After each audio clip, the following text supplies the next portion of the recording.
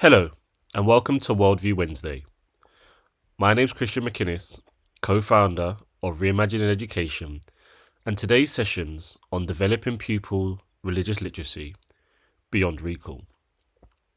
Religious literacy is often misunderstood as just remembering facts, names of gods, festivals, or holy books. But RE goes much deeper. Today, we'll explore how to help pupils truly understand religion and worldviews by developing knowledge, skills, and attitudes that enable them to engage critically and respectfully with diverse beliefs. So, what is religious literacy?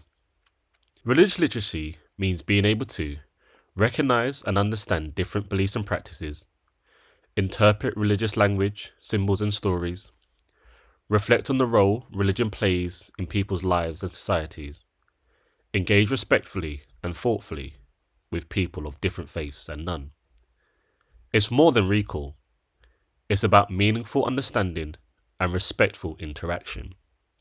Think about this. If a pupil can only recall facts but can't explain why a festival matters or what it feels like to follow a religion, are they really religiously literate? So, why does religious literacy matter? In the UK's diverse society, religious literacy is crucial for promoting social cohesion and mutual respect, countering prejudice, stereotypes, and misinformation, and enabling pupils to make informed, thoughtful decisions about their own beliefs and values. Ofsted's research review of RE highlights religious literacy as a key goal, supporting pupils not only to know, but to understand and apply their learning in the world. What does it look like to be moving beyond fact recall? Here are some potential strategies. 1. Focus on concepts, not just facts. Instead of listing the 5 pillars of Islam, perhaps explore what those pillars mean and how they shape Muslims' lives. 2. Use interpretive skills. Teach pupils to read and interpret sacred texts, symbols, and rituals. Ask perhaps, what might this story mean to believers? 3. Develop empathy and perspective taking.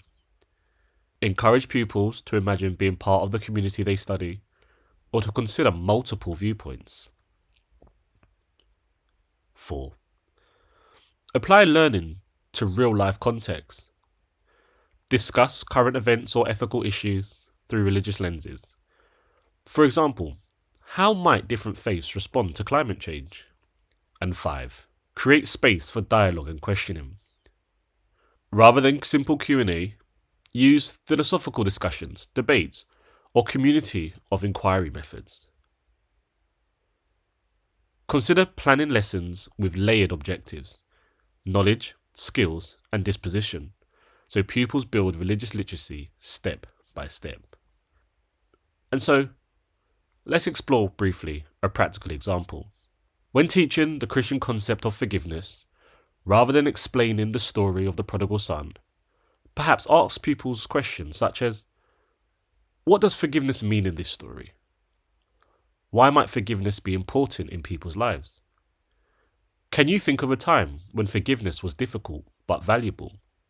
This opens up understanding and personal reflection, key parts of religious literacy. And so to sum up, religious literacy is more than recall. It's about understanding, interpreting, empathizing, and engaging with beliefs in meaningful ways. This week, try picking one lesson and add one activity or question that pushes pupils beyond simple fact recall. Thank you for watching this week's episode of Worldview Wednesday, Developing Pupil Religious Literacy Beyond Recall. And to find out more and to watch previous sessions, please visit www.reimaginingeducation.uk and see you next week for another episode of Worldview Wednesday.